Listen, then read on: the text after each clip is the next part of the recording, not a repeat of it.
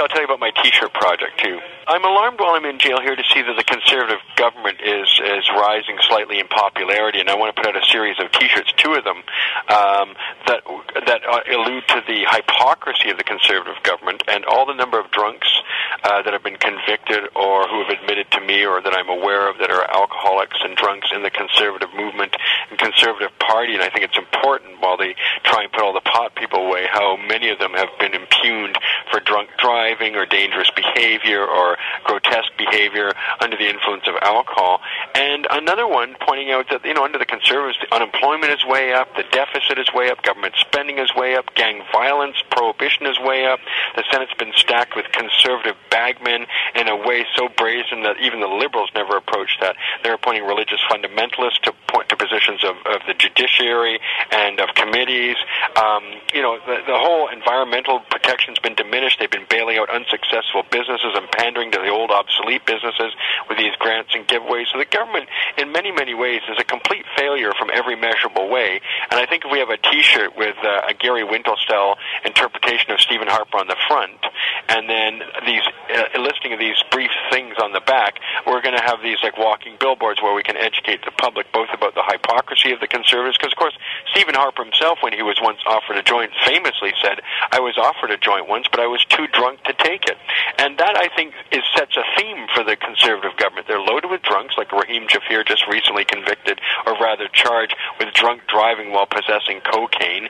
And, our Gordon Campbell, the Premier of British Columbia, was convicted of dangerous drunk driving. And yet these people have the nerve to put the pot people in jail. And we're going to jail at an increasing rate, too.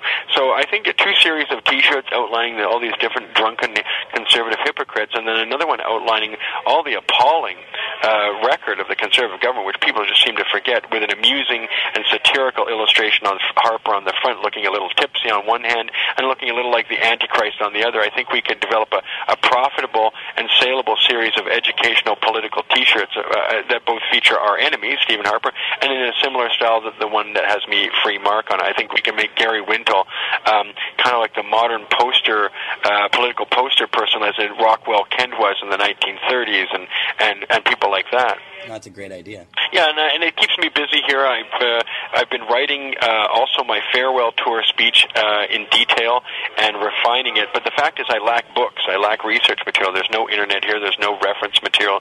There's nothing I can corroborate any details from. So I'm hoping to get the Mason Tvert book in shortly. Marijuana is safer, and that'll have a lot of interesting statistics and information I can use.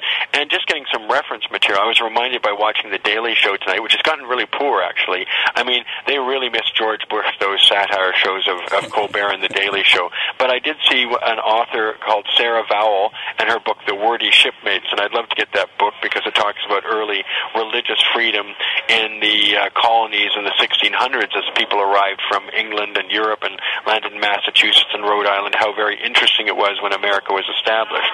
And she's a great writer, so I'm hoping to get that book relatively soon, and other such things. I've also been writing a timeline of events, too, like from the time I started selling seeds to the collusion between the Vancouver Police Department and the DEA, the charges that the Crown Attorney refused to lay against me, and then how that file found its way to the DEA, and the timeline of when I heckled the drug czar, and all these different things to indicate that my prosecution is entirely political in intent. Now, not that that will mitigate against my sentencing. The sentencing is going to be 5 years no matter what. But from the Ian Mulgrew article that was on the front page of the Vancouver Sun yesterday, it's clear a lot of Canadians don't understand my situation correctly. So the more information we can get out about me, the more information we can get out about Stephen Harper, I feel then that I'm doing something useful with my time here. And that's what I've been working on. I've been writing furiously and already have written probably over 100 pages of material, and I'm constantly thinking of things to add to both my memoirs and my current political activity. And I'm also able to listen to a lot of interviews. We can get CKNW on this sort of radio plate on the wall that has 6 channels you can go to. And so I listened to CKNW, and I saw Elizabeth May, the Green Party leader, on Vaughn Palmer's Voice of BC the other day. Channel 4, we get Shaw here on the Inmates Paid For TV, and I watch political shows on Channel 4, Shaw's broadcast, and anything else I can see that's politically informative when my roommate doesn't want to watch CSI or some other show or what have you. So I'm keeping very busy doing those sort of things.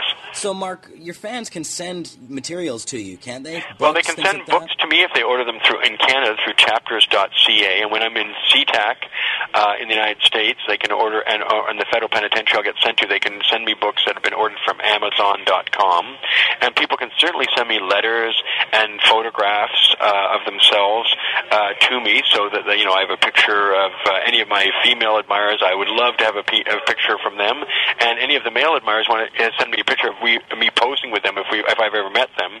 Then they can help identify themselves to me by including a picture we may have taken at the CCHQ or at some point where I've met them at rallies and what have you. And that's always kind of helpful. It adds a real dimension of flesh and blood to any letter I get if there's a photograph of that person inside. And so they can write letters to me. I haven't really received more than a couple yet because things happen slowly in a jail. They have to go through them. I don't know so much if they read them, but they check to see that there's no joints in there or any contraband, and then I get them given to me the next day. So, Marc, what are other ways that people can help you right now? Well, first of all, they can do something. My brother, I was talking to Jody. My brother's a Christian minister, and he said, we're praying for Marc. And one thing I wanted Jody to point out from is that praying might save my soul, but it won't get me out any earlier. Action will do that. People have to take action. And the better the action, the more effective it is in my favor. So, the smallest thing you can do would be to call up the justice minister and make your opinion known. But really, it's so much more than that. You should send a letter by snail mail with a real stamp on it to the member of Parliament and urge them to do everything they can to repatriate me and to change the marijuana laws. And you can mention both at the same time.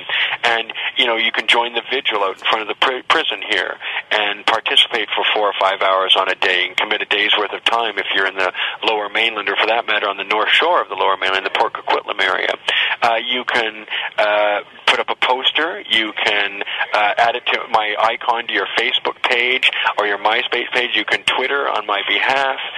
You can come down to the store and spend money. You can design a Free Marc Emery float for a Pride parade or Santa Claus parade or April 20th rally. You can have your own rally in your own community on my behalf.